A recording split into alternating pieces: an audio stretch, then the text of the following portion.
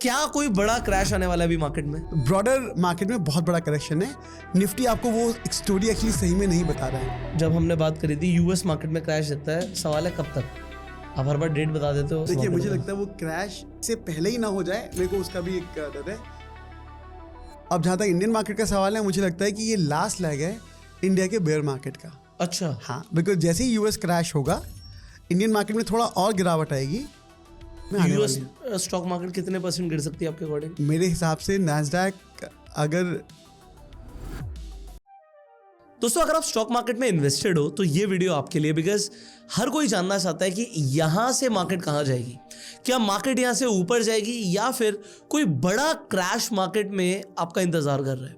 Well, इस सवाल का जवाब देने के लिए आज हमारे साथ एक एक्सपर्ट कनेक्टेड है और मुझे बड़ी खुशी है कि वो अपने बिजी स्केड्यूल से टाइम निकाल के आए हैं और आज मेरे पास बहुत सारे सवाल हैं, तो स्टेप बाय स्टेप मैं उनसे सवाल पूछूंगा। बट सबसे बड़ा सवाल यही है कि क्या अगला क्रैश आने वाला है। तो मैं आपको मिलवाने वाला हूं हमारे गो सेल्फ मेड शो पर with none other than mister Amit Jain. So Amit ji, आपका स्वागत है। Thank you. अमित भाई को ऑलमोस्ट 12 सालों का एक्सपीरियंस है मार्केट का और वो अपना एक्सपीरियंस आज आपको देने वाले हैं। तो अभी हमारी डिस्कशन हो रही थी अमित भाई और आपने थोड़ा सा मुझे भी डरा दिया और फिर बाद में खुश भी कर दिया। तो पहले वहीं से शुरू करते हैं। क्या कोई बड़ा क्रैश आने वाला है अभी मार्केट में? कौन से मार्केट में? नहीं, ये आप बताओगे। कौन सी मार्केट्स आप देख रहे हो? तो देखो, मेरे हिसाब से यूएस स्टॉक मार्केट अपने एक लगभग लाइफ टाइम हाई के आसपास है। बिल्कुल है। एंड इस लेवल पे हम लोग यूएस स्टॉक मार्केट में बहुत कॉशियस है। Okay and I will give you couple of facts why. Okay. Number 1, अगर आप यूएस का जो लीडिंग इंडेक्स है नैस्डैक 100, आप उसका पी देखोगे तो उसका पी लगभग 30 से 33 के बीच में आता है। अगर आपका 30 से ऊपर पी है तो आपका earning yield is less than 3%। Okay, less than 3%। मतलब आपने 100 रुपये लगाए, to make it little easier for audience, तो आपको 3 रुपये का रिटर्न मिल रहा है नैस्डैक के अंदर, इक्विटी मार्केट के अंदर, जो कि रिस्की मार्केट है। कोई equities are riskier than the bond and FDs. वो तो ठीक है, बिल्कुल राइट। आपको इक्विटी में जो रिस्कियर प्रोडक्ट है वहाँ आपको मिल रहा है 3 रुपये 100 रुपये लगाने पे। और अगर आप यही चीज़ safest bond of the world which is US bond में अगर आप पैसे लगाओ तो वहाँ मिल रहा है 4.5 रुपया। तो ये एक बहुत बड़ी डाइकॉटमी है। ओके, ये बहुत बड़ी डाइकॉटमी है कि जो सेफ एसेट क्लास है वो दे रहा है 4.5% और जो रिस्कीएस्ट एसेट क्लास है वो दे रहा है 3%। तो कहीं ना कहीं ये डाइकॉटमी जाके सेटल होगी और ये तभी सेटल होगी जब नैस्डैक अपने एक फेयर वैल्यूएशन पे आ जाएगा। Okay, so I am less bearish on Dow Jones from a US market perspective, but I'm too much bearish on Nasdaq at current levels, at a current yield of less than 3%. Okay, what about Indian market? Indian market जो हमने पहला crash predict किया था, अगर आप कुछ podcast देखेंगे या कुछ मीडिया इंट्रैक्शन देखेंगे ईटी का या मनी कंट्रोल का, हमने इंडियन मार्केट से एग्जिट किया था 8 सितंबर 2024 को। अच्छा। उसके बाद से इंडियन मिड कैप स्टॉक लगभग 40 से लेके 60-80% तक डाउन है, मिड कैप और स्मॉल कैप। निफ्टी आपको वो स्टोरी नहीं बता रहा है जो एक्चुअली मार्केट के अंदर है, बिकॉज हमारे जो रिटेल इन्वेस्टर्स हैं वो कभी निफ्टी के स्टॉक तो खरीदते नहीं, वो सब खरीदते हैं मिड कैप और स्मॉल कैप स्टॉक। बट अभी मिड कैप और स्मॉल कैप ने बाउंस बैक करना तो ये सिर्फ मार्च के लो से बाउंस बैक किया है। कोई भी मिड कैप और स्मॉल कैप, जहाँ तक मेरी नॉलेज में है, ठीक है, वो अभी आप 5% स्टॉक को छोड़ दो, इंडिया में लगभग 6000 स्टॉक लिस्टेड है, आप 5% स्टॉक को छोड़ दो, कोई भी स्टॉक, मुझे लगता है 95% जो एक यूनिवर्स रह गया, कोई भी स्टॉक अपने सितंबर 2024 के आसपास भी है। ओके, ब्रॉडर मार्केट में बहुत बड़ा करेक्शन है। निफ्टी आपको वो एक स्टोरी एक्चुअली सही में नहीं बता रहा है इस क्रैश के अंदर। तो हम लोग तो मार्केट से उस वक्त निकल गए थे, तो हम बहुत वैल्यू इन्वेस्टिंग पे बिलीव करते हैं। हमें लगता है जब मार्केट में बहुत ज़्यादा यूफोरिया हो तो आपको एग्जिट कर लेना चाहिए। और अगर आप गूगल सर्च करेंगे Amit Jain market looks overvalued by money control, you will find an article on 8 September 2024. So Indian market तब से लगभग 1.5 साल हो गया, तब से क्रैश ही जा रही है। It is a trading market, not a perpetual bull market. अब जहाँ तक इंडियन मार्केट का सवाल है, मुझे लगता है कि ये लास्ट लेग है इंडिया के बेयर मार्केट का। अच्छा। हाँ, बिकॉज जैसे ही यूएस क्रैश होगा इंडियन मार्केट में थोड़ा और गिरावट आएगी, पर उतनी गिरावट नहीं आएगी जितनी यूएस स्टॉक मार्केट में आने वाली है। यूएस स्टॉक मार्केट कितने % गिर सकती है आपके अकॉर्डिंग? मेरे हिसाब से Nasdaq I will not be surprise अगर नैस्डैक इस लेवल से लगभग 15 से 20% और 25% तक भी इंडेक्स लेवल पे गिर जाए तो I will not be surprise. Okay, ये गिरावट इंडेक्स लेवल की बात कर रहा हूँ, नॉट स्टॉक। अगर इंडेक्स इतना गिर रहा है तो मान लीजिए स्टॉक जो है 20 से लेके 50% तक टूट सकते हैं नैस्डैक के अंदर। That level of bearishness I see on the US stock market based on the fundamental which I just talked about it. अब इंडियन मार्केट में ये ऑलरेडी करेक्शन हो चुका है काफ़ी हद तक। आज आप देखिए TCS जैसा स्टॉक जहाँ P&L में अभी तक विजिबल इम्पैक्ट नहीं है, वो ऑलरेडी अपने पीक से लगभग 50% डाउन है। So I think Indian market, HUL ने लास्ट 5 साल में कोई रिटर्न नहीं दिया है, ITC ने भी हार्डली एनी रिटर्न दिया है, FMCG नहीं चल रहा, HDFC बैंक ने बहुत रिटर्न नहीं दिया 5 साल के अंदर, लगभग फ्लैट है। Correct. तो जब निफ्टी में वो स्टॉक चले ही नहीं है तो उसमें ज़्यादा गिरावट के भी चांसेस नहीं हो सकते। यूएस मार्केट की तरफ अगर एक गिरावट आती है यूएस मार्केट के अंदर तो इनमें भी गिरावट आएगी, पर प्रोपोर्शनली गिरावट कम रहेगी। तो इंडियन मार्केट ये लास्ट लेग है बेयर रन का। इसके बाद लगभग 6 महीने बाद, आज से 3 से 6 महीने के बाद मुझे लगता है इंडियन मार्केट एक फ्रेश बुल रन का स्टार्ट करेगा जो परपेचुअल होगा, क्योंकि अभी 1.5 साल से तो मार्केट ट्रेडिंग है। स्टॉक 30% गिरा, आपने एक बार बाय कर लिया, वो 10% ऊपर आया, आपने बेच दिया तो आपका 10% का प्रॉफिट बन गया। आपको बाकी 20% से फ़र्क ही नहीं पड़ा। भाई 100 का स्टॉक था, 70 पे आया, आपने 70 पे ले लिया, आपने 77 पे निकाल दिया, आपका 10% बन गया ना। अब आप 100 का तो वेट ही नहीं कर रहे हो आप, क्योंकि इससे trading market is not a investment market. So जो इंडिया का इन्वेस्टमेंट मार्केट है वो अभी समय है कि जो अच्छे क्वालिटी के स्टॉक्स हैं स्मॉल कैप और माइक्रो कैप के अंदर, अपन लॉन्ग टर्म के हिसाब से उनको एक्यूमुलेट कर सकते हैं। Okay, when I say accumulate, it is not outright buy. Okay, you have to accumulate, because अगर यूएस स्टॉक मार्केट में गिरावट आएगी तो उन स्टॉक्स में भी गिरावट आने के चांसेस बहुत ज़्यादा होते हैं। Okay. और हम सबके पास कैपिटल बड़ा लिमिटेड है। भाई मैं 10 स्टॉक ले लूँगा, 20 ले लूँगा, मैं 1000 स्टॉक ले नहीं सकता ना अपने पोर्टफोलियो में, कोई नहीं ले सकता। तो मुझे एक्यूमुलेट करना पड़ेगा क्वालिटी स्टॉक्स को at this fair valuation. Okay, so मेरा सवाल ये है कि अगर अभी हम इंडिया की पॉलिटिकल कंडीशन को देखें तो देखो बीजेपी अभी बंगाल में भी जीती, बट उसके बाद अभी एक थोड़ा ना पॉलिटिकल मूवमेंट चल रहा है कुछ अलग तरीके से। जैसे अभी ये कॉकरोच जनता पार्टी आ रही है, मतलब बाकी की पार्टीज़ भी ट्राई कर रही हैं कि कुछ कर पाएँ, जो कि अभी नहीं करती हुई दिख रही हैं। तो क्या इंडिया के अंदर इन फ्यूचर कोई पॉलिटिकल इंस्टेबिलिटी का माहौल बन सकता है? पहले तो ये सवाल है, उसके बाद फिर मैं कनेक्टिंग सवाल। ठीक है, आई थिंक अभी तक तो ऐसा नहीं लगता। Okay, I think Modi ji की गवर्नमेंट में भी बहुत स्टेबिलिटी दिखती है on the face of it. Okay, at least वो अभी लगता नहीं है। ओके, क्योंकि अल्टीमेटली इंस्टेबिलिटी के लिए आपको पहले चाहिए कि भाई इलेक्शन, दोबारा री इलेक्शन होने का चांस आए, ओके, या उसको कोई चैलेंज करे। ओके, अपोजिशन में अभी किसी भी एंगल से नहीं लगता कि कोई ऐसी मेजॉरिटी है अपोजिशन के अंदर करेक्ट है, जो इसी को चैलेंज कर सके। करेक्ट। सो अब लोगों को पसंद हो ना हो, आई डोंट नो, बट अभी जो एग्जिस्टिंग गवर्नमेंट है उसके अंदर स्टेबिलिटी पूरी तरीके से दिखती है अभी तो। ओके, सो यहाँ से ही आपने कनेक्टिंग जो क्वेश्चन था उसका आंसर ही दे दिया, क्योंकि अगर पॉलिटिकल स्टेबिलिटी दिखती है तभी वो नेक्स्ट बुल रन शुरू होगा, मतलब ऐसा मुझे लगता है। बिल्कुल लगता है, क्योंकि वो बहुत ज़रूरी है। वो ज़रूरी, आप बिल्कुल सही कह रहे हैं, वो ज़रूरी है। Stability is the most important aspect of any bull market to start and continue. Correct. हाँ, that's a perpetual base. So it's taken for, it's non-negotiable. It is non-negotiable fact for the stock market investors. अगर policies में stability है, government में stability है, आपके एक पूरे overall administration में और पॉलिसीज़ में स्टेबिलिटी है, then that's a precursor for any bull market. अब यहाँ पर अभी थोड़ी देर पहले आप बात कर रहे थे HDFC बैंक की कि उसने कुछ खास रिटर्न्स नहीं दिए, अपने ऑल टाइम हाई से भी काफ़ी नीचे आ चुका है। So, is there anything wrong with HDFC Bank right now? I think मुझे लगता है रॉन्ग नहीं है बैंक के अंदर।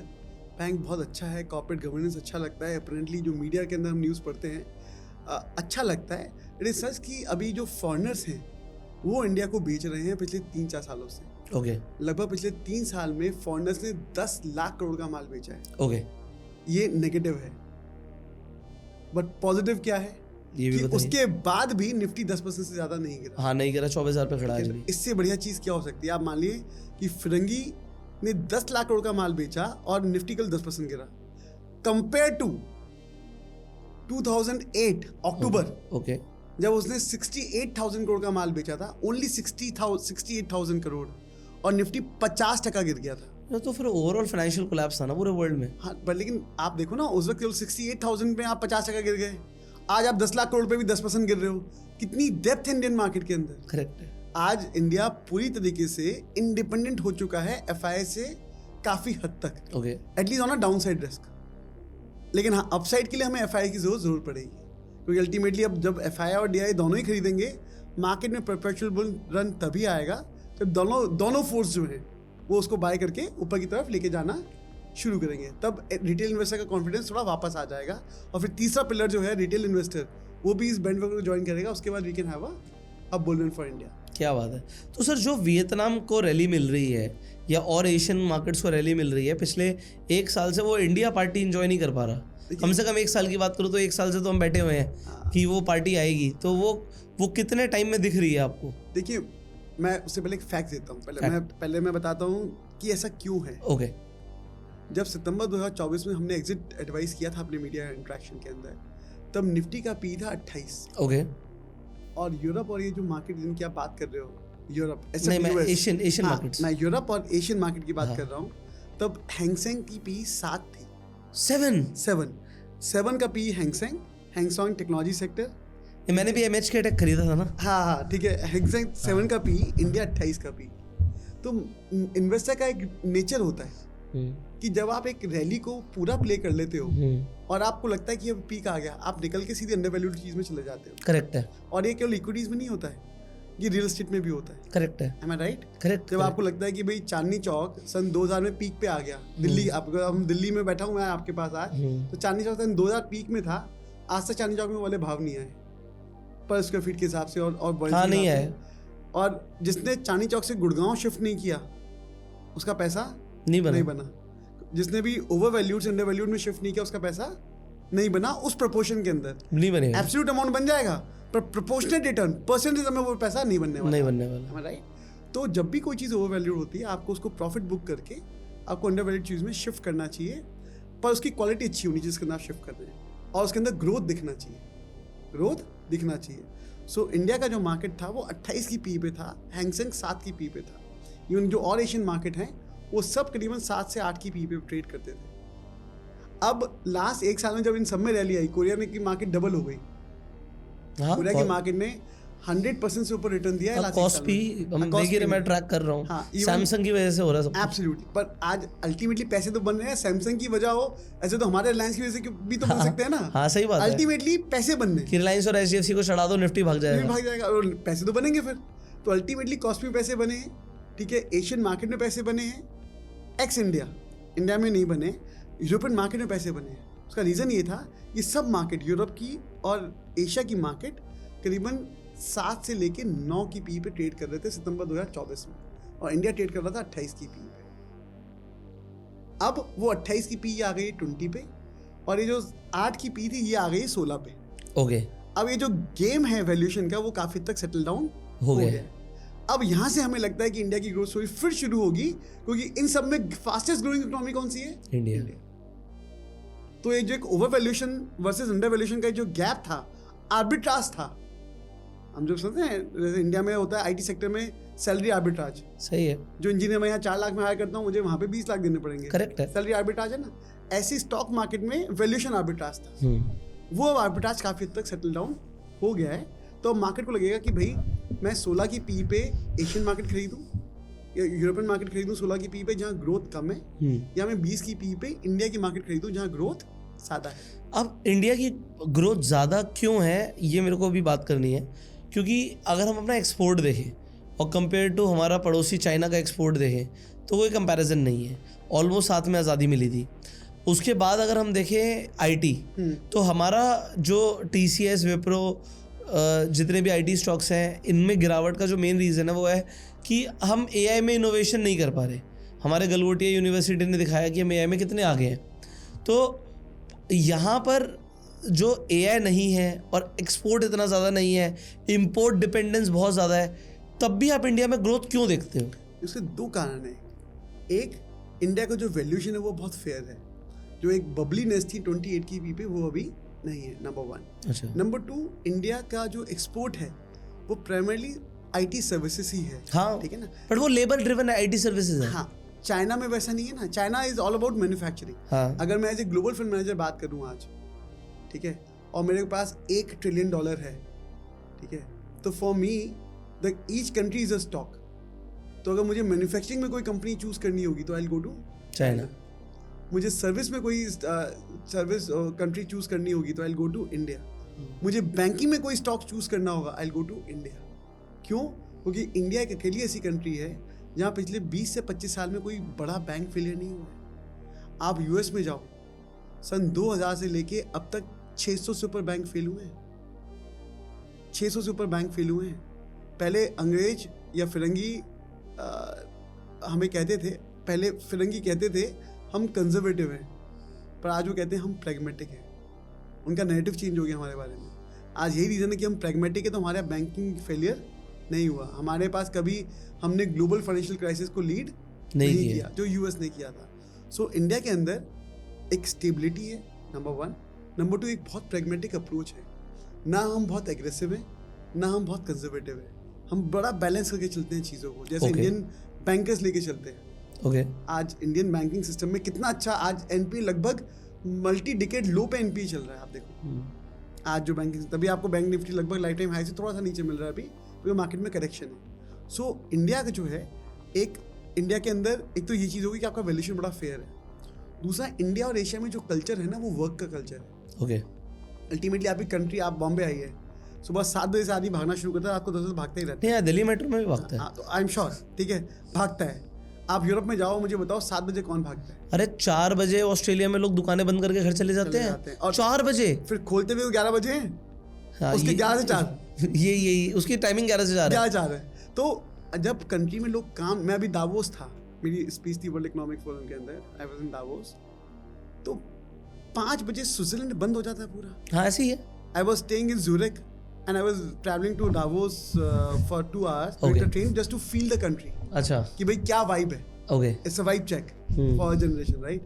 कि वाइब क्या है भाई? 5 बजे के बाद ना इंसान रिलैक्सिंग वाइब है पूरी। नहीं ना, तो कंट्री चलेगी कैसे? ठीक है ना, ये पूरे यूरोप का हाल है। तो इंडिया में जो कल्चर है, इंडिया और एशिया में बात कर रहा हूँ, यहाँ हंगर है। यहाँ लोग अभी भी चाहते हैं कि मैं अपनी 7 जनरेशन के लिए कमा के जाऊँ, अभी भी सोचते हैं लोग। वहाँ तो कल्चर ही नहीं है। और वहाँ कल्चर क्यों नहीं है? क्योंकि वहाँ पे इनहेरिटेंस टैक्स है। 40% आपके बाद तो अब सरकार ले जाएगी आपका वैसे भी, ठीक है ना। इंडिया में तो इनहेरिटेंस टैक्स अभी थे, तो अभी भी मेरे फादर सोचते कि मैं 7 जनरेशन के लिए करके जाऊँ, ठीक है। तो इंडिया में जो कल्चर है, जो अभी लॉज है हमारे पास, वो बहुत फेवरेबल है for wealth creation, long term wealth creation, जो मुझे लगता है यूरोप में नहीं है। Then still we have a family culture, right? We still own our families. Europe में कितनी फैमिलीज बची हैं आपको लगता है जो अभी भी शादी करके बच्चे करते हैं? Their rebirth rate it at a multi decade, if I can not say century, multi decades low, right? तो अब फैमिली होगी नहीं तो आप सेव किसके लिए करोगे? एंड कोई भी इकोनॉमी किस चीज़ से रिच होती है? सेविंग से या केवल बैंक क्रेडिट से? नहीं, सब चाहिए सर, ग्रोथ भी चाहिए, सेविंग्स भी चाहिए। हाँ, लेकिन आपका अल्टीमेटली आपको बैंक सिस्टम कहाँ से पैसा देकर उठाता है? तो एफडी जितने लोग कराएंगे, उठाता है ना। हाँ। अब सेव करने वाले होंगे ही तो फिर क्या होगा? ठीक है। सो आई थिंक इंडिया में जो कल्चर है मोटा मोटा, वो बहुत अच्छा कल्चर है एशिया के अंदर, कि हम अभी भी काम करना पसंद करते हैं। तो आई थिंक हमें लगता है कि इंडिया की लॉन्ग टर्म स्टोरी जो है वो बहुत बुलिश है। और इंडिया ने पिछले 20 साल में काफ़ी स्टॉक मार्केट को आउट परफॉर्म किया है, और हमें लगता है कि आने वाले 10 साल तक इंडिया पे हम लोग। तो आप ये कहना चाहते हो कि अभी मैंने क्वेश्चन था मेरा एक्सपोर्ट और एआई का मेजरली, तो आपने कहा क्योंकि हमारा वर्क कल्चर अच्छा है तो इन फ्यूचर आज नहीं तो कल हम दोबारा से एक्सपोर्ट में लीड करेंगे। बिल्कुल, आईटी में भी करेंगे और चीज़ों में भी। जो तो एआई में भी इंडिया जल्दी आ जाएगा वापस? आई थिंक हमें लगता है कि एआई में एक समय लगेगा, क्योंकि एआई में जो यूएस ने और चाइना ने जो लीड ले लिया है, उससे कॉम्पीट करना तो अभी थोड़ा मुश्किल है at this moment of time. Okay, unless we have some hidden talent which we are not aware of. But मुझे ना इंडिया की एक चीज़ बहुत अच्छी लगती है, हम कॉपी करने में ना एक्सपर्ट हैं। जैसे आप फ्लिपकार्ट देखो, कॉपी है ना। मतलब जितने बड़े बड़े इंडिया में स्टार्टअप्स की बात होती है, ज़्यादातर कॉपी है। मतलब ओला उबर की कॉपी है, तो हम कॉपी करने में एक्सपर्ट है। अब कॉपी करने में ना कॉस्ट सेविंग बहुत होती है। हाँ। जब एक बंदा पहली बार कुछ बनाता है, मान लो किसी ने चैट जीपीटी इन्वेंट किया, तो उसके $बिलियंस लगे। अब इंडियंस ने कहा अच्छा ये ऐसे काम करता है हम इसे जुगाड़ से और सस्ता कर देंगे। एग्जाम्पल, उसे क्या करेंगे क्या नहीं करेंगे वो एक अलग बात है, बट कॉपी में भी ना they try to make it better.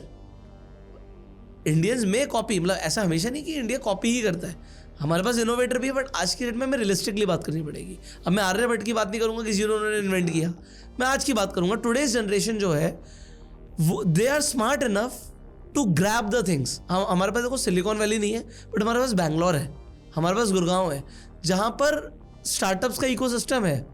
और मुझे मतलब मैं उस चीज़ पे बुलिश हूँ कि they will come up with the idea. जैसे FMCG क्यों नहीं चल रहा, अगर आप मतलब मैं अगर इसका आंसर दूँ तो FMCG इसलिए नहीं चल रहा क्योंकि हमारे इंडिया में इनोवेशन ऐसा हो रहा है कि अच्छा ये प्रोडक्ट है, इसका बेटर ऑल्टरनेटिव. अगर FMCG में आप कौन सा शैम्पू यूज़ करते हो, आई एम श्योर अभी आप हिंदुस्तान यूनिलीवर का कोई प्रोडक्ट यूज़ नहीं कर रहे होंगे.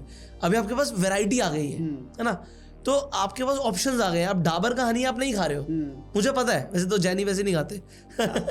ठीक है, तो अगर आप डाबर का नहीं ले रहे हो, आप किसी और ब्रांड का ले रहे हो, तो there are multiple FMCG brands coming up every year जो कुछ इनोवेट कर रहे हैं, जो कुछ नया ला रहे हैं. सो ये होगा, इसीलिए मुझे इंडिया की ये वाली चीज़ अच्छी लगती है.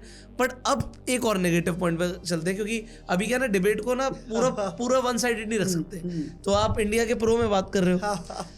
So let's compare India with Vietnam और इंडोनेशिया. एशिया में ही है कंट्री. अगर मैंने ऐसा निकाला था कि जैसे लोग कहते हैं ना कि पॉपुलेशन इंडिया की बहुत है, बट अगर मैं वियतनाम की भी बात करूं और पर किलोमीटर के हिसाब से पॉपुलेशन देखूं तो वो इंडिया से बहुत पीछे नहीं है. ठीक है, आधे से ज़्यादा ही होगा, फिर भी वो यूरोप के हिसाब से तो बहुत ज़्यादा है. सो पॉपुलेशन उनके लिए भी एक प्रॉब्लम है ना, पॉपुलेशन प्रॉब्लम है. कंट्री एशियन है, पैसा पहले बहुत नहीं था, उनके ऊपर भी रूल किया गया, फ्रेंच ने रूल किया, तो मल्टीपल उनको भी कॉलोनाइज किया गया. बट आज की डेट में when you go to Vietnam, it feels like you are in a developed country. People are educated, वो इंग्लिश समझ रहे हैं, और एक आपको दिखेगा एक जो सिविक सेंस है, क्लीनलीनेस है, वो आपको दिखेगा जो इंडिया में it is rare to find. मतलब वो बोलना पड़ेगा, क्योंकि हमारी गवर्नमेंट तंबाकू को बंद तो करती नहीं है, तो हर जगह आपको लाल निशान दिखते हैं. तो वो सब जो चीज़ें हैं, जैसे डस्ट है, इंडिया की एक बहुत बड़ी प्रॉब्लम है डस्ट, और उसमें मुझे लगता है कि इंडियन मतलब गवर्नमेंट या सब कुछ कंट्रीब्यूट करते हैं. रोड्स हम जो बनाते हैं वो हर मानसून में ख़राब होती हैं. सो मैं वही चीज़ को कंपेयर करना चाह रहा हूँ. गरीब वो भी थे, गरीब इंडिया भी है, गरीब ही बोलूँगा अभी भी. तो वियतनाम इतना तेज़ी से ग्रो क्यों कर पा रहा है, इंडिया क्यों नहीं कर पा रहा? देखिए आई थिंक, और उनकी मार्केट भी अच्छा रिटर्न दे रही है. कोई भी कंट्री जो ग्रो करती है is more because of the culture of that country. Okay. And culture is created by the citizens of that country. Okay. So I completely agree, and I am also pro Vietnam. So I think to give you on a very lighter mode, जैसे Goldman Sachs ने सन 2000 में कहा था BRICS. हाँ. At Ashika Global Family Office Service हम believe करते हैं this BRIC will move to VPIC. Okay. और उसमें सबसे पहले आप ही की country favourite which is Vietnam. नहीं मेरी कोई फेवरेट नहीं, मेरी इंडिया फेवरेट है, बट मैं तो अभी प्रो एंड अगेंस्ट में चल रहा हूँ. हाँ, so मैं आपके वो बताऊँ कि जिस कंट्री का आप बात कर रहे हो वही हमारी फेवरेट भी है. From in that narrative. Okay. So Vietnam, India, Vietnam, Indonesia, Philippines, India and China. Okay. They will write the next wave of growth for the world till 2050. 2050. हाँ 2050. ये कंसेप्ट की क्या है, इन कंट्रीज में ना 2-3 चीज़ें बड़ी फेवरेबल है. Okay. ठीक है, नंबर 1 इसमें 3D बोलते हैं हम लोग. Okay. सबसे पहले है डिमांड. हाँ पॉपुलेशन है तो डिमांड है. डिमांड है, ठीक. मैं इसको एक्सप्लेन नहीं कर रहा हूँ इन द इंटरेस्ट ऑफ. हाँ कोई बात नहीं, आप समझ जाएंगे. डिमांड एशियन कंट्रीज में है जबरदस्त. अब आप एक्सपोर्ट की डिमांड हो या कंजम्पशन डिमांड हो, डिमांड है. बहुत तो बढ़िया. आप ये सूट 10,000 भी बेच सकते हो, ये सूट आप लाख का भी बेच सकते हो, 10 लाख का भी बेच सकते हो. हर चीज़ का आपको बायर मिलेगा. बिल्कुल है. ये हर चीज़ का ऑडियंस है आपके पास, हर चीज़ का बायर है किसी भी कैटेगरी का. Number 1 demand. नंबर 2 जो बहुत फेवरेबल है वो है डेमोग्राफिक. आज यूरोप में मीडियन एज करीबन है 45. मीडियन एज मैं रखा 45, 47, 48 तक जाता है मीडियन एज कंट्रीज के अंदर. इंडिया का मीडियन एज है 30s के अंदर, 31, 32 के आसपास. इवन एशिया में भी थोड़ा सा इंडिया से तो ऊपर ही है, पर मीडियन एज बहुत फेवरेबल है हमारे लिए. तो जो डेमोग्राफिक है ये आपको बहुत फेवर करते हैं कि भाई आप एटलीस्ट अगर आपकी नौकरी नहीं है, मान लो अनएम्प्लॉयड हो, आप नहीं नौकरी लग पा रही, एटलीस्ट आप बर्डन नहीं हो इकोनॉमी के ऊपर. यूरोप में क्या है, जब ये जो भी लोग 47, 48 से ऊपर हैं उनके मेडिकल के बिल इतने ज़्यादा होते हैं कि आपकी गवर्नमेंट्स, आज भी आपके यूके के प्राइम मिनिस्टर ने रिजाइन कर दिया. आज ही किया ना, आज ही किया, राइट. बिकॉज आपकी गवर्नमेंट इतनी बर्डनड है already because of social security system what they created. अरे मैं एक बार यूके गया, मैं आपको रोक रहा हूँ बीच में, तो मेरी ट्रेन से जाना था मुझे एक दूसरी सिटी में, मुझे जाके पता लगा वो ट्रेन वाले हड़ताल पे बैठे हैं और ट्रेन नहीं चलेगी, और लिटरली मेरे को बस पकड़ के दूसरे कहीं सिटी में जाके ट्रेन लेके जाना पड़ा। सो मतलब दिस इज हैपनिंग। अब मुझे याद आ गया, मुझे ईडनबरा से लंदन जाना था। हाँ correct, I got it right. तो ये होता है। तो यूरोप में मीडियन एज बहुत ज़्यादा हो गई है। एशिया में, coming back to the Asia's point, I think we are very young population. तो एक आपका डिमांड, एक आपका डेमोग्राफिक बहुत फेवरेबल है, और जो सबसे बड़ी चीज़ है वो है डेमोक्रेटिक सेटअप। डेमोक्रेटिक सेटअप में फ़ायदा क्या है कि यूएस जितना भी पैसा प्रिंट करेगा वो कहीं ना कहीं तो इन्वेस्ट करेगा। वो जितने भी आर्म्स बेचेगा दुनिया को, जो पैसा आएगा इन्वेस्ट करेगा ना कहीं। इन्वेस्टमेंट कहाँ जाता है? ग्रोथ में। और ग्रोथ कहाँ है? एशिया में। उसमें वियतनाम भी है और उसमें इंडिया भी है। इंडिया बिकॉज बहुत महंगा था सितंबर 24 में, तो उन्होंने वहाँ से निकाल के उन्होंने कोरिया, वियतनाम और अंडरवैल्यूड मार्केट में लगाना शुरू किया।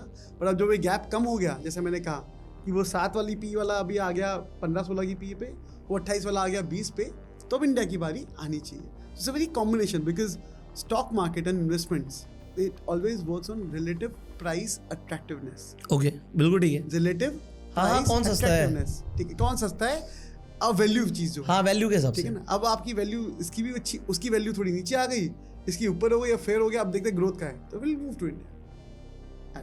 क्या बात। नहीं वेरी वेरी, मतलब मेरे को तो सेटिस्फैक्ट्री आंसर लगा। I am satisfied with answer. So अभी जब हमने शुरू किया इस पॉडकास्ट को, तो मेरा पहला प्राइम ऑब्जेक्टिव था, जब आपने बात करी कि आपको यूएस ओवर वैल्यूड लगता है। सो अभी यहाँ पर 2 चीज़ें आती हैं कि currently what a listener should do, because वो इस चीज़ से डर रहा है। जैसे मैंने बोला था ना, आपने मुझे डराया भी और खुश भी किया, तो ठीक है मैं इंडिया की ग्रोथ स्टोरी से खुश हो रहा हूँ, बट मैं डर भी रहा हूँ कि यार यूएस में अगर क्रैश आएगा तो उसका इम्पैक्ट इंडिया पे पड़ेगा। बिल्कुल पड़ेगा। तो अगर इंडिया पे पड़ेगा तो अभी के लिए यूजर को क्या करना चाहिए, व्हाट डू यू सजेस्ट? सिर्फ एक्यूमुलेट करना है, धीरे धीरे बाय करना है। आपको मान लीजिए आपको 10 लाख रुपए लगाने, एग्जाम्पल जिसका भी जो रिटेल पोर्टफोलियो 20 लाख है, 50 लाख है, आपको धीरे धीरे बाय करना है। और कोशिश करें आप कि स्मॉल कैप और मिड कैप में, अनलेस बहुत विजिबल अर्निंग ना हो कंपनी के अंदर, तो उनको अवॉइड करें, क्योंकि अभी लार्ज कैप बहुत अच्छे डिस्काउंट पे मिल रहे हैं। और आप पोर्टफोलियो रिटर्न पे फोकस करें। क्या होता है, रिटेल इन्वेस्टर एक बहुत बड़ी गलती करते हैं जो हमने देखा है कि मान लीजिए मेरे पे 1 करोड़ का पोर्टफोलियो है, मैं 50 स्टॉक ले लेता हूँ उसमें। क्यों? मेरे को आपने बताया एक स्टॉक मैंने ले लिया, एक उन्होंने बताया, एक ने लिया, मुझे इसने बताया, मैंने स्टॉक ले लिया, और मैं उसके नाम पे लेना चाहता हूँ। अल्टीमेटली मुझे ये देखना है कि भैया मैंने 1 करोड़ लगाए थे, 1 करोड़ मैंने स्टॉक बाय करने के लिए लगाए थे, या 1 करोड़ पे अपने पोर्टफोलियो पे रिटर्न कमाना था। What would have been my objective? Not to buy a stock. My objective would have been कि मैं जो 1 करोड़ रुपए इन्वेस्ट कर रहा हूँ उस पर मेरा रिटर्न कैसा बन रहा है। करेक्ट है। जैसे मान लो मैं प्लॉट लेता हूँ गुड़गांव में, 1 करोड़ का लेता हूँ, तो मेरा पर्पज है कि 1 करोड़ पे रिटर्न कितना बन रहा है। अब आपने 50 तो स्टॉक ले लिए, उसमें 1 साल बाद 50 में से 10 तो नीचे, 20 तो नीचे होंगे, 20 ऊपर होंगे, 15 और 10 वहीं घूम रहे होंगे, तो पोर्टफोलियो रिटर्न तो आया नहीं ना आपके। भाई 20 ऊपर गए, 20 नीचे आ गए, सही बात है। 10 वहीं है, पोर्टफोलियो रिटर्न क्या बना आपका? कुछ नहीं बना, टाइम वेस्ट हुआ। करेक्ट। इससे बड़ी, और स्ट्रेस अलग रहा, वो तो रह गई। हाँ, और जो एंग्जाइटी रही वो अलग। आप सबसे बढ़िया आप नई अप्रोच लीजिए कि आप निफ्टी 200 में और जो ETFs हैं आप उनमें ट्रेड कर लीजिए। ओके। आप उसमें पैसे जल्दी और बेहतर और सिक्योर तरीके से ट्रेड कैसे कर ले इन्वेस्टिंग की जगह? ट्रेडिंग जो भी आपको स्टॉक लगता है निफ्टी 200 में, जो हिंदुस्तान की टॉप 200 कंपनियां हैं निफ्टी 200 में, उनमें जो भी आपको लगता है और आपके रिसर्च एडवाइजर को, आपके फाइनेंशियल एडवाइजर को लगता है कि ये स्टॉक फेयरली वैल्यूड नहीं है, मतलब मान लीजिए इसका भाव होना चाहिए तो 100 रुपये 70 रुपये मिल रहा है, तो इसकी वैल्यू फेयर 70 रुपया नहीं है, और निफ्टी 200 में है, आप उन स्टॉक में 70 से 100 तक की जर्नी को आप प्ले कीजिए।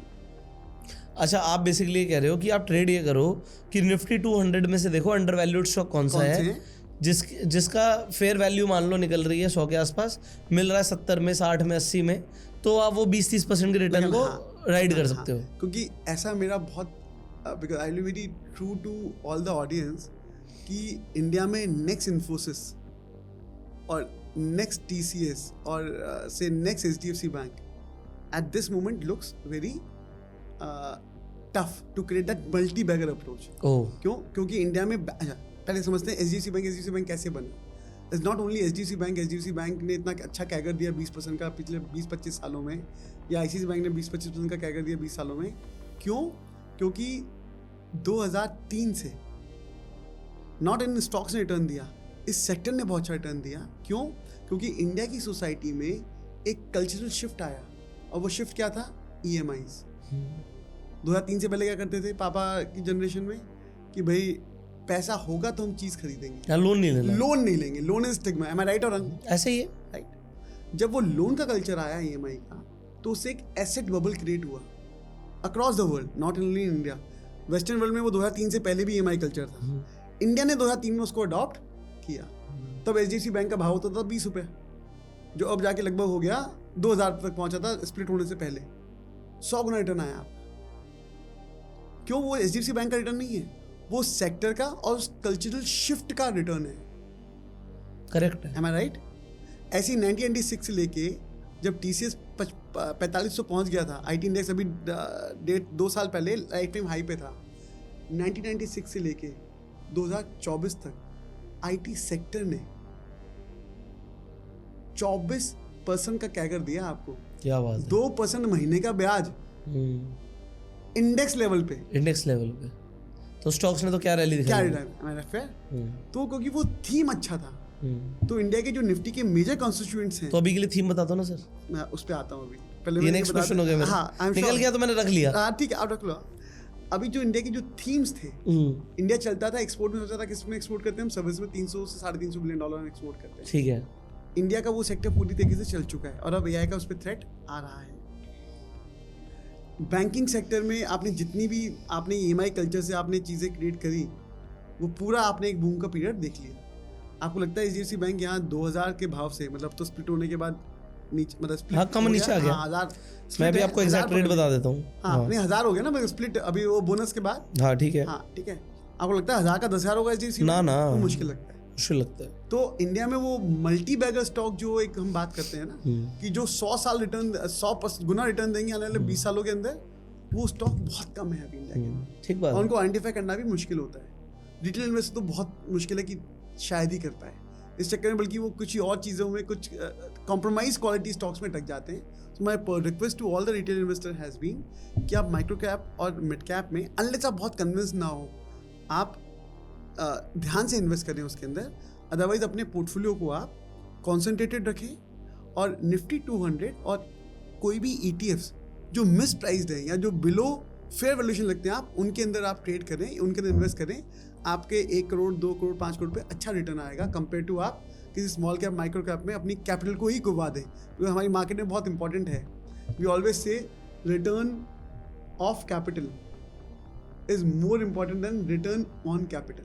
सही बात है। मेरा कैपिटल रिटर्न नहीं आती स्मॉल कैप में तो कई बार कितनी स्टॉक से एग्जांपल है। सही कह रहे हो आप। ठीक है, तो आपको सेफ्टी के साथ अगर काम करना है तो हिंदुस्तान की टॉप 200 कंपनियों के अंदर आप आराम से ट्रेड करें, आप अच्छा पैसा बना पाएंगे अगर आप उसको ट्राई करते हैं तो। और ETF में प्ले कीजिए, ETF is much safer than any other small cap and micro cap. मैं तो खुद ETFs का एम्बेसडर बन चुका हूँ sir. Absolutely I always promote ETFs। we do that। Correct, बिल्कुल सही है सर। सो ये रिटेल इन्वेस्टर के लिए एडवाइस। तो मेरा वो क्वेश्चन यहाँ से कंटिन्यू है, अभी खत्म नहीं हुआ, इसीलिए सर वो नेक्स्ट बताओ ना, कौन सा सेक्टर है जिसमें लोगों को बुलिश होना चाहिए। देखिए यहाँ से जो एक थीम इंडिया में लगता है वो रिन्यूएबल एनर्जी का एक थीम है। ओके। हाँ, जो हमें लगता है कि काफ़ी चलना चाहिए।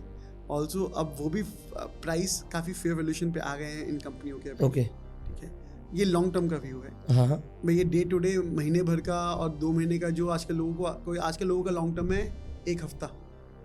1 हफ्ते में रिटर्न नहीं बना तो आपको लगेगा कि यार ये तो उन्होंने क्या ही बोल दिया। आपका अगर वो माइंड सेट है तो 1 हफ्ते तक तो हो सकता है वीडियो ना जाए। हाँ, 1 हफ्ते बाद तो वीडियो लाइव होगी। ठीक है, सो आपको अगर लॉन्ग टर्म का थीम पकड़ना है वो 20 गुना 40 गुना 50 गुना वाला, तो रिन्यूएबल एनर्जी एक स्पेस है हमें लगता है जहाँ इंडिया में बहुत अच्छा स्कोप होगा, नंबर 1। ओके। एक दूसरा जो थीम हमें लगता है कि ऐसे कोई भी सेक्टर जो इम्पोर्ट को सब्स्टिट्यूट करने पे काम करते हैं। ओके। ऐसी कंपनियां जो इंडिया के इम्पोर्ट सब्स्टिट्यूट को सब्स्टिट्यूट कर सके, जैसे EV व्हीकल्स हो गए। ठीक है, ओके। कोई भी अभी आपका वो एथेनॉल के अंदर एक मिक्स करके पेट्रोल बन के जो अभी पेट्रोल में एथेनॉल मिक्स हो रहा है। हाँ, मिक्स हो रहा है, उसको लेके जो अब नई कंपनियां नई गाड़ी बनाने वाली है या EV से रिलेटेड कोई चीज़ है, उन चीज़ों में आप इन्वेस्ट करें जहाँ इंडिया अपना इम्पोर्ट को सब्स्टिट्यूट करने वाला हो। आई थिंक ये थीम आने वाले 10-20 साल तक अच्छा काम कर सकते हैं। अगर आपको एक वो मल्टी बैगर अप्रोच के हिसाब से काम करना है, बस इसमें बहुत लंबा पेशेंस चाहिएगा, तो आपको please be careful while investing in. ये आपको महीने 2 महीने में ट्रेडिंग वाला रिटर्न बना के नहीं देंगे। करेक्ट। सो सर फाइनली आप अगेन लास्ट में मैं एक ही चीज़ पे आ रहा हूँ, जब हमने बात करी थी यूएस मार्केट में क्रैश देता है, सवाल है कब तक? आप हर बार डेट बता देते हो, अभी आपको डेट कुछ पूछ रही हूँ मुझे। डेट हमारी क्रैश की थी, I think for Indian market was 8 सितंबर 2024। In fact I said one more thing, I think we never discuss that. आप अभी गूगल सर्च करो, एक टॉपिक लिखो आप, gold is next bazooka by Amit Jain. पूरी दुनिया में आपको फाइनेंशियल एक्सप्रेस का एक इंटरव्यू मिलेगा, वो सिर्फ अमित जैन के नाम पे है। और ये आर्टिकल था 7 जुलाई 2020 का। ओके 7 जुलाई 2020 जब लोग कोविड में अपनी जान बचा रहे थे, तब हमने प्रेडिक्शन किया था कि भाई गोल्ड इज नेक्स्ट बजूका। और आज गोल्ड वहाँ से लगभग 400% का रिटर्न दे चुका है वहाँ से। करेक्ट है। उस आर्टिकल में एक चीज़ और लिखी थी जो which surprise me too me as well. तो अगर उसमें हमने बोला था कि 2022 में वर्ल्ड वॉर 3 शुरू हो जाएगा। 2022 में वर्ल्ड वॉर 3 शुरू हो जाएगा। और ये आर्टिकल कब का है? 7 जुलाई 2020 का। 2020 में बोला 2022 तक वर्ल्ड वॉर 3 शुरू हो जाएगा। और रशिया यूक्रेन वॉर 2022 से शुरुआत हुआ। ये उस आर्टिकल में लिखा हुआ है, गोल्ड इज, आप देखिएगा उसको। तभी शायद अगर गूगल सर्च करेंगे Nostradamus of Indian financial market, तो शायद इन्हीं आर्टिकल की वजह से वो एआई ने मुझे कुछ नोस्ट्राडामस। तो सर अब दो चीजें बता दो, एक तो वर्ल्ड वॉर 3 रुकेगा कब? अभी ये ईरान वॉर और रशिया वॉर साथ में, ये थोड़ा मुश्किल है लगता है। आई थिंक मुझे लगता है ये एक मौका है जहाँ पे वर्ल्ड ऑर्डर चेंज होगा। ओके। और ये जो फियाट करेंसी सिस्टम चलता आ रहा है यूएस का वर्ल्ड वॉर 2 के बाद से, आई थिंक इसको कहीं ना कहीं काफ़ी तक चैलेंज आएगा यूएस और रशिया और चाइना से। तो ये वेरी वेल प्लान्ड एक आप बोल सकते हैं एक किताब है जो प्ले आउट हो रही है कि क्योंकि अब यूएस के पास एआई के अलावा ऐसी कोई सुपरमेसी नहीं है जहां वो चाइना से कॉम्पीट कर पाता हो। ओके। और चाइना को भी आप एआई में कम मत समझिए। नहीं मैं नहीं समझता। दे आर, मतलब मैं भी नहीं, आप भी नहीं, मैं तो बहुत बड़ा, मतलब मेरे को लगता है वो लोग they are way ahead of us. Correct. What they have build up in terms of infrastructure, in terms of AI and everything for that matter. Correct. Right. I think China of course is playing the cards very tight. Okay. And हमें लगता है कि ये US का जो एक market है, ये इसको भी, ये पूरा वर्ल्ड ऑर्डर ही चेंज हो जाएगा अभी इसके बाद। कितने टाइम में? अब आगे चलिए, ये वर्ल्ड ऑर्डर जो चेंज होता है उसको बनने में भी 20-25 साल लगे। तो रे डेली वाली बात बोल रहे हैं। हाँ, आप कह सकते हैं। मतलब उसको बनने भी 20-25 साल लगे थे, वर्ल्ड ऑर्डर को चेंज होने में भी समय लगेगा, बट ये डायरेक्शन ऑलरेडी शुरू हो चुकी है। और पहली बार है कि वर्ल्ड के सेंट्रल बैंक्स के पास आज जो हाईएस्ट ट्रेजरी में जो चीज़ है वो है gold, not US dollar. It shows that how much faith is declining in the US dollar in last 4 to 5 years post COVID. That shows the direction. because जब वो वर्ल्ड ट्रेजरी बताते हैं, world के बैंक्स अपनी treasury के बारे में, gold is the most hold on asset in their treasuries now, not US dollar, जो आज से 10 साल पहले यूएस डॉलर हुआ करता था। So world is going to change. तो ये जल्दी स्टॉप होने वाला नहीं है। कभी रशिया यूक्रेन होगा, कभी अजरबैजान और अर्मीनिया होगा, कभी ईरान और इजराइल होगा, चाइना ताइवान भी होगा क्या? कभी चाइना ताइवान होगा, पर ये चीज़ें चलती रहेंगी। इंडिया पाकिस्तान भी होगा। इंडिया पाकिस्तान पता नहीं, मतलब I don't know, but China Taiwan का एक रीज़न है, बिकॉज अल्टीमेटली दे से रीज़न तो हमारे पास भी है, कश्मीर। वो I think I leave it to the government to decide on. हाँ, बट चाइना ताइवान में तो एक रीज़न है उनका, because they know that it's a part of it. But ये चलता रहेगा और ये वर्ल्ड ऑर्डर ऑलरेडी चेंज हो रहा है। वो जर्नी ऑलरेडी शुरू हो चुकी है 2020 के बाद से। ओके। सो अभी भी वो आंसर नहीं आया सर, वो क्रैश कब लगता है यूएस? देखिए, मुझे लगता है वो crash any point of time with in 15 to 20 days शुरुआत हो जानी चाहिए। 15 to 20 डेज के से पहले ही ना हो जाए, मेरे को उसका भी एक डर है। तो पॉडकास्ट आप 1 हफ्ता ले रहे हो, मेरा मन है कि आप थोड़ा जल्दी लाइव कर दो, so that at least we can be first on.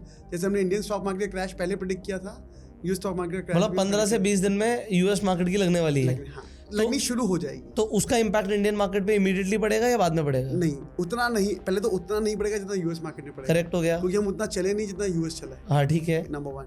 Number 2, Indian market में इम्पैक्ट बहुत लिमिटेड रहेगा बट वो इंडियन मार्केट का भी लगभग रॉक बॉटम फॉर्म हो जाएगा वहाँ पे। जो एक डर है ना अनसीन का हाँ। कि यूएस में ऐसा होगा तो क्या होगा, हाँ। वो डर खत्म हो जाएगा तो इंडियन मार्केट को लोग एक्यूमुलेट करना शुरू कर देंगे।